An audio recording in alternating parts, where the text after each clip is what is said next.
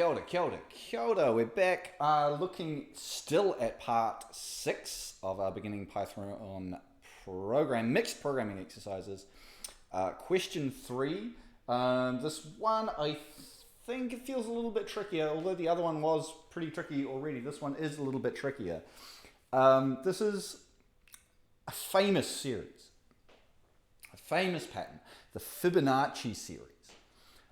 Is a series of numbers where each successive term is found by adding a 2 before it. The series starts 1, 1, and of course 1 plus 2. Let's get the mouse on there. Oh, no, mouse is over here. 1 plus 2, of course, is 3, and 2 plus 3 is 5, 3 plus 5 is 8, and 5 plus 8 is 13, and on you go. Write a program that will ask the user how many terms they wish to see and then outputs the series for that many terms. There's a couple of different approaches to this. Quite famously, there's a really, really bad recursive approach that you can take that maybe you'll end up seeing if you take my class all the way through. Maybe I will show you that to you in year 12 or 13. But we are going to solve it with a for loop because it's a list. We're doing a repeated action. That should say in your brain, I'm going to need a for loop here. So let's jump into it. Get rid of my code from the last one. Okay. First we need an input, right? How many numbers do you wish to see? Let's say length. It's an integer and we're getting some integer input.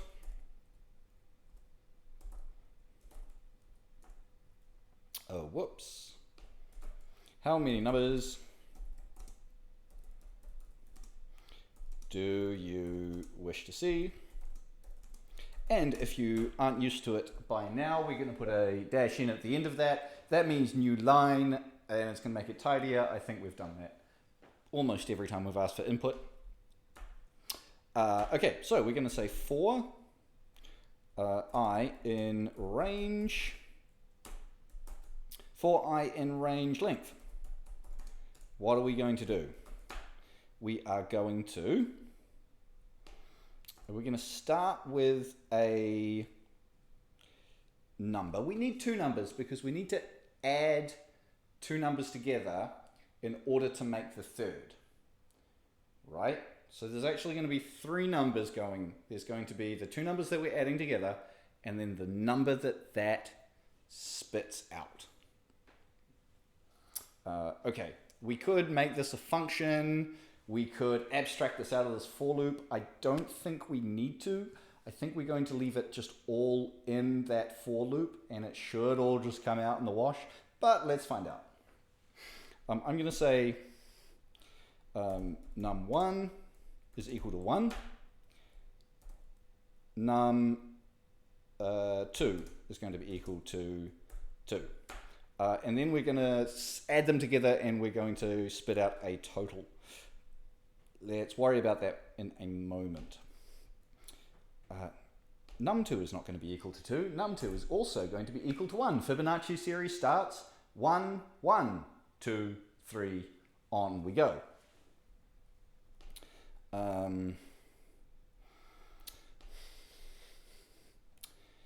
Do we need to start with these first? Yes, we do. What we need to do is we need to, before we get into that for loop, we need to print num1 and we need to print num2. The way I'm doing this is going to cause a few bugs. We are aware of them and maybe you can think of some ways to solve these bugs. Yeah, we'll talk about them at the end. We'll talk about the problems that this code's creating at the end and we'll deal with it then. Okay, so first I need to say total is equal to num1 plus num2. Great. Oops. And let's print that out.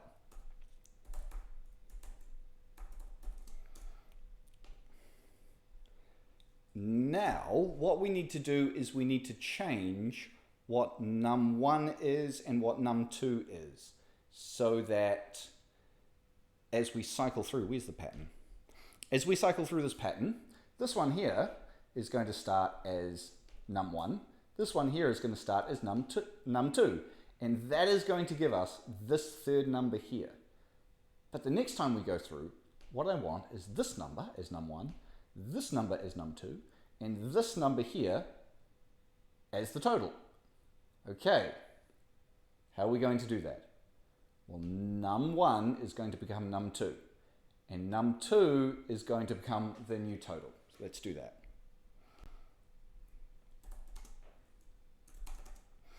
Num1 equals num2.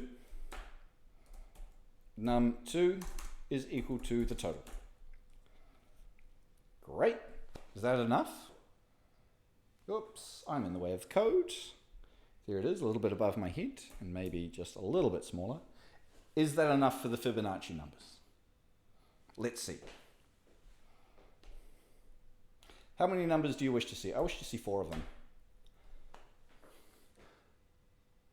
1, 1, 2, 3, 5, 8. I didn't see 4. I didn't see 4 at all. I saw 6. Because, of course, I've already done 2 lines of printing up here, I need to take 2 off that range. So that's the first problem that this is going to cause. If you can predict another error that this can cause, that's great. We're going to talk about it in a moment, just when we show that it works. How many numbers do you wish to see? I wish to see 4, and that's 1, 1, 2, 3. Great, lovely. Let's go a little bit longer. How many do we wish to see? 40. Are those the Fibonacci numbers? 1, 1, 2, 3, 5, 8, 13, 21, 24. You can go through and check those, but I'm pretty confident those are the Fibonacci numbers. One more time, because why not? How many numbers do you wish to see? Let's see 400. Whoa! Wow! Oh my goodness! Those are some honkingly big numbers. That's the power of coding. As soon as you can give some simple instructions, you can get numbers that are longer than this REPL console will print out, that they're wrapping around multiple times. How long did that take to compute? Next to nothing. Next to nothing. Okay, let's clear that. Let's talk about those bugs. What happens if I want to see one number? It's going to show me 1 and 1, right? I was actually expecting it to throw an error. It didn't. That's interesting. Okay. But I do have too many numbers here. What I could do in order to solve this is I could add in a few conditional statements, such as I could put an if